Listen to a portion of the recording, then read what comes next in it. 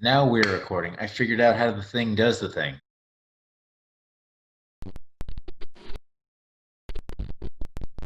Welcome back, travelers, to Legendary Lore. This time we're focusing entirely on Rebbec and Glacian, since their stories are very closely intertwined.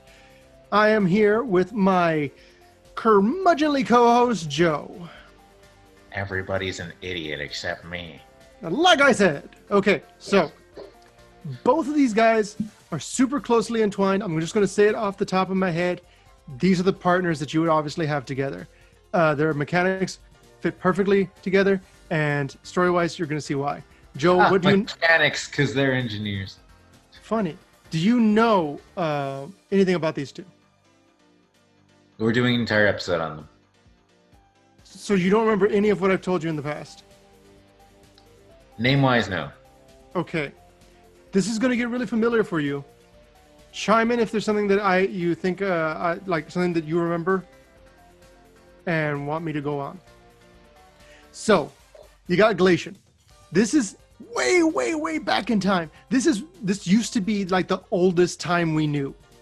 Like as far as story goes, this was the oldest thing we knew about. The name rings a bell a lot. I think you talk about him a lot when you talk about Urza. I do. Now, see, here's the thing. What was happening, like this, time-wise, more than likely, Nicol Bolas, this whole deal happened before this, but this is really old. This is during the time of the Thran Empire. Now, Glacian was a brilliant inventor. He was the man that you went to if you had an idea, he would make it reality. As you can see, he's holding a power stone. Power stones were basically pure mana incarnate. They were batteries, beautiful batteries. One power stone, 3 mana, get 2 mana. They were super efficient, super strong, super good. And basically what he would do is he would just build whatever she came up with. Rebbec, the architect of Ascension. She had this whole like ideology where you needed to basically you needed to aspire to things. In order to enter their city, Halcyon, you had to actually take a step through this like running river, like a small stream, and then you could step onto the actual platform itself, because you are washing away the grime and the dirt of the physical realm, basically of the world that is undeveloped, to enter into this higher plane of existence. Their entire city basically was like slightly above the ground just for that metaphor to exist. Her whole deal was basically like you look upwards and you act towards, like, you just that's who you're going to become. Now, at this time there was no color. The mana was not split into 5 different colors yet. It was all colorless. That's where you have stuff like Thran Dynamo, Thran Lens, Thran Foundry. All those things are all colorless cards, or they deal with colorless things, or they produce colorless mana. And so Glacian was the master of this thing. He was the meat behind everything. He was the brawn, basically, and she was the brains. She was the one who would figure things out. And naturally, the two of them were happily married. So this is like an actual married couple, which is really cool. As you can see right here, Glacian talks about Rebbec. She sees beyond technology to what it enables, because she was constantly thinking, constantly aspiring to higher moral standards. And of course, Rebecc's cheeky remark, his energy is as boundless as the power stones. So, so basically, Glacian is super cool. Glacian is working in the foundries. He's got a bunch of goblins that he works with, and everything seems really good, except there's a problem. The Halcyon is above a cave. Now, this cave was called the Cave of the Dead. The cave had a bunch of sick people in it. All of the homeless were basically, I know this story. Tossed. Yes, all the homeless were tossed into this cave. All the vagrants, all the criminals, and it was kind of like, it was just a way to keep the upper areas clean. Well, it turns out one of these guys, a guy named Gix, he busts out of there, and he's like, you know what? I don't like you, Glacian, because I know you, and I know that you're the reason everything is the way it is, and my life is the way it is. I mean, look at all look at this black, just rashes and necrosis on my body. obviously doesn't say any of that. He just stabs Glacian and breaks the Power Stone he stabs him with in the gut. And Glacian's like, oh my gosh, my guts! And there's just blood everywhere. And it gets all over the Power Stones, which ruins them. And Glacian is messed up. So, Glacian is stabbed. Now he's showing signs of being infected just like this other guy. The other guy is gone. He ran away. He's like running through the city. No one knows what to do with him. And Rebbec obviously wants to make sure her husband is okay. She wants to save him. And so she says, look, guys, she goes to the council. We need the best physician. Why do you need a physician? Well, it turns out the reason she needs to go to the council to get a physician is because they outlawed medicine. Because they didn't need it in a perfect society. I mean, basically, the anti-vaxxers won. They thought that they could just use magic crystals to heal everything. And technically, since magic exists in their universe, it made sense. There wasn't just superstition. Yeah, they could use colorless magic, because that's what they had, to try and to heal them. But, well, Power Stone was reacting very badly. So whenever they tried going near it with magic, there was a fractured Power Stone, they would make his rash worse. They'd make his wound like just get disgusting. So she summons a guy, a scrappy, charming, dark-haired, curly, golden god of a man named Yawgmoth. Now, if you've seen the Thran physician, if you've seen Yawgmoth's card, you know he's so basically Yawgmoth shows up. He's like, hey there, Rebbec, how you doing? Rebecc's like, hi. And a whole bunch of stuff happens. Glacian gets worse. Somehow Yawgmoth is still like, Yawgmoth is torturing Glacian. Forgot to mention, the whole reason Yawgmoth got banished, along with all the other like medical people, is because Glacian was like, hey, council, you know what? This is a good idea. You should do it. And they're like, okay, Glacian. And so they sent him away. And Yawgmoth was like left to like basically survive in the jungle. And he performed like autopsies and vivisections. That part they didn't know about. But the point is that he saw every disease under the sun. And so Yawgmoth was a master of disease. He knew everything about it. He was the perfect doctor. The only problem is that he hated Glacian. And he had a fondness for Rebbec. So all this goes down.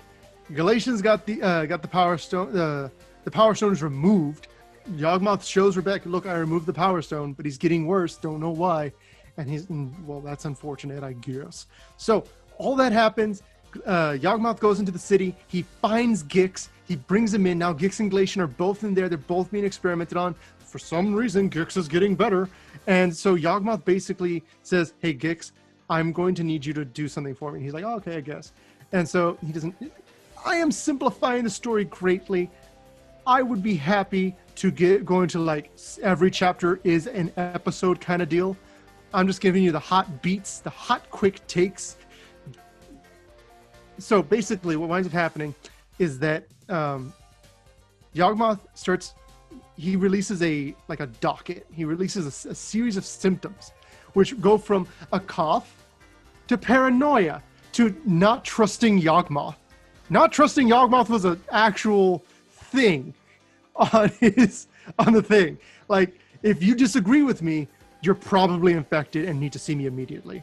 And so what he started doing was that he carved out a huge area in the Caves of the Damned, and he started just shoving infected people down there. And he went to the Caves of the Damned first, and he decked the biggest guy that was there. The biggest guy is like, yeah, I'm gonna beat you. And he's like, and the guy's like, oh no, I'm dying. And so Yawgmoth owns the people down there now. He's the top guy. He carved out his place. He owns the bottom. He owns the top. He owns everything. Now, to make matters worse, while this has all been happening, a planeswalker shows up. A planeswalker named Dyfed. Doesn't have a card. Maybe references in one card, maybe. But the point is, Dyfed shows up. No, probably not even a card. Dyfed shows up and is like, Glacian, there's a planeswalker spark inside of you. And Glacian's like, I'm a what? And so, but winds up so what winds up happening is that Dyfed befriends Yawgmoth, and obviously Yawgmoth, being the dark-haired, charismatic, big-nosed man that he is able to get her. What? It's like Big Nose. Wait. Who are you calling Big Nose, Big Nose? Well, she's able to get him to, like, they become best friends. And Yawgmoth's like, hey, show me these other planes you're talking about. I want to see them. And she's like, oh, well, we'll go to this one that just happens to be here. It's a plane called Phyrexia. And also the name of the disease is phthisis, which becomes Phyresis later on, but that's going to happen. The point is, she Wait, introduces... Phyrexia was named before? It was an unnamed plane, but it becomes Phyrexia when Yawgmoth brings all of his Phyresis infected people to it. But when they first find it, it's basically just a metal plane. It's an artificial plane that was... it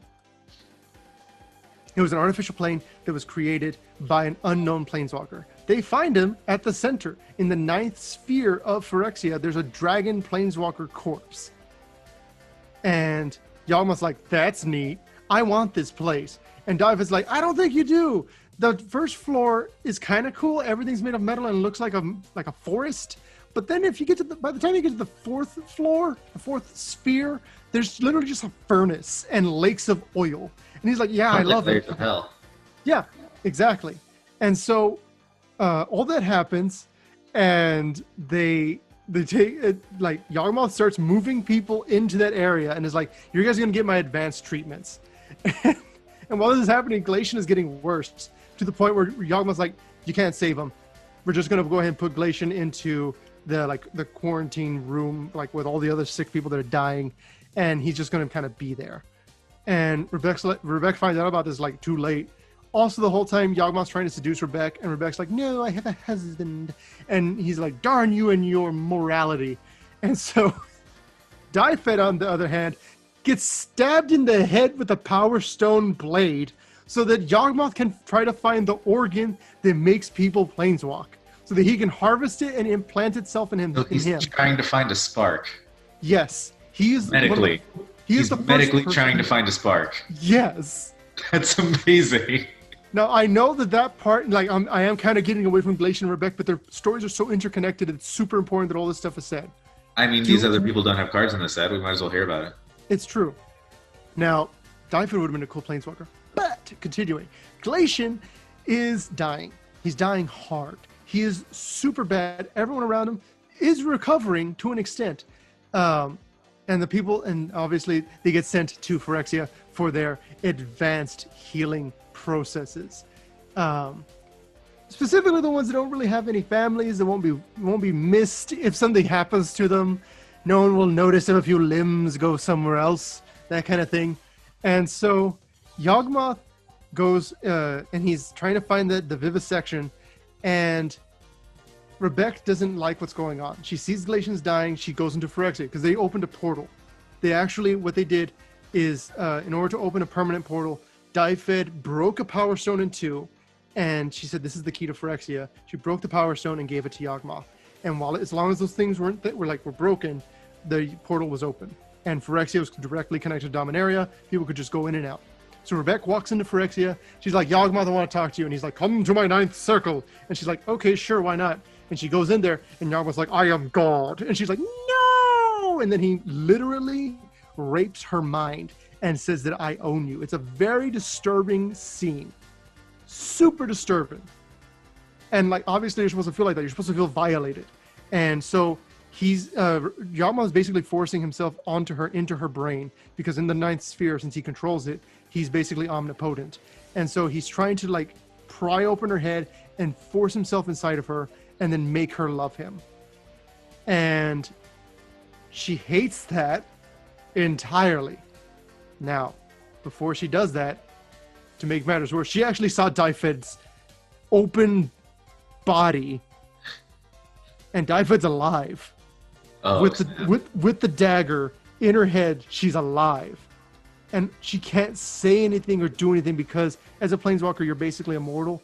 And you had to, like, he's just scrambling her brain so she can't basically morph out of it. Because as a planeswalker, you could shapeshift it back in those days.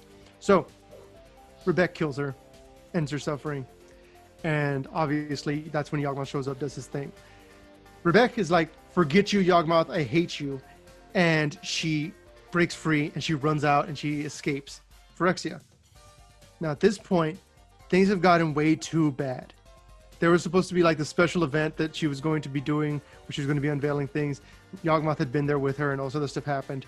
But now, Yawgmoth is done. He's like, you know what? The only thing I was waiting for was to have her. I can't have her. I'm going to just end everything. And so, Yawgmoth releases his entire army of Phyrexians. He has a ton of these horrors that are just going to eviscerate the unprepared, soft people of Halcyon. He's going to destroy it. Rebbec goes to Glacian, and she sees that he's dead. And seeing that he's dead, she's super upset. She's in despair. She can hear people dying up, like on top. All stuff is happening. Rebbec sees that there are 2 power stones deep inside of Glacian's body, and realizes that Yawgmoth had specifically implanted those things so they could not be removed and would permanently kill Glacian. Now, you may remember, there were 2 power stones that were broken in half. She saw them. She knew that they were the key to Phyrexia. And so, while all of this is happening, while there's Phyrexians up on top and they're killing everyone, there's also the government, the council, and they have a thing called the null moon. The null moon is this giant moon right above them. I don't think it's called the null moon at the time. It might be. The point is, it's up in the sky, it's super powerful, and it basically does a day of judgment and just starts destroying everything around them because it can't do anything else. So basically, it's this death cloud, basically, and it starts just cleansing the entire area because they know that their loot they've lost. All they can do is nuke the place, because if they don't, the Phyrexians are going to be everywhere and they're going to kill everyone on the plane, and Yawgmoth will own the plane. But Yawgmoth doesn't care because he's in Phyrexia. He's safe. He's got plenty of people that are going to work too. So what Rebbec does is that she takes the power stones.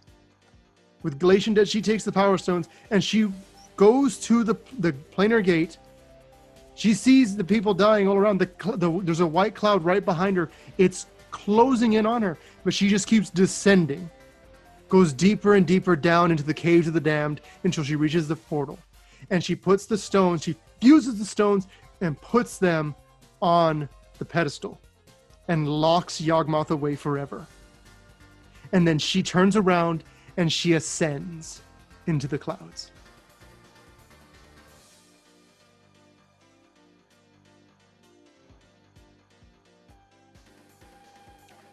Obviously, Rebbec dies. And Yawgmoth is locked away for thousands of years until 2 young boys, Mishra and Urza, accidentally break the power stone that was keeping it together. And they have the might stone and the weak stone. And Glacian's spark is inside those stones, which eventually will lead to Urza becoming a planeswalker and having those stones in his eyes and using Glacian's spark. All that said, when Yawgmoth eventually shows back up on Dominaria during the Weatherlight Saga, the thing that kills him is the null moon. They stab it with the Weatherlight flies through the null moon and blasts Yawgmoth with pure white mana energy. But one of the things that Yawgmoth notices as he's dying is the presence of the god of Dominaria, the protector of Dominaria, Gaia. But he does not name it Gaia.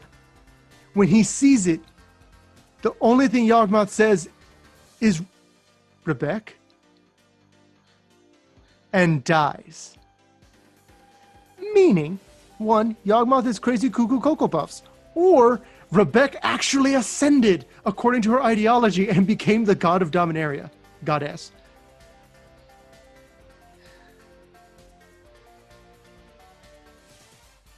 These 2 are super cool, which makes me super upset that they're such bad cards.